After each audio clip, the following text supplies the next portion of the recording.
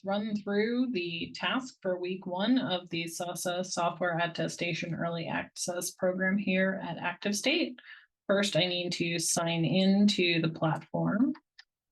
So let's go ahead and sign into the platform. And I'm going to make a new project. Let's go ahead and make some Python. Now you can include packages if you want. You can import from a requirements.txt if you want. Now what I'm going to need up here is this, my org name, and this is my project name. So we need that in a second. All right, so I open up the GraphQL endpoint.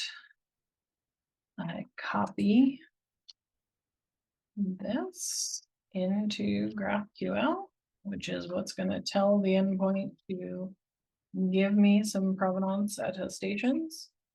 I'm going to copy my org name.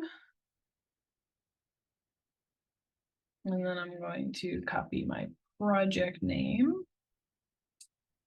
And you can also see both of them right up here. That's the org name and that is the project name.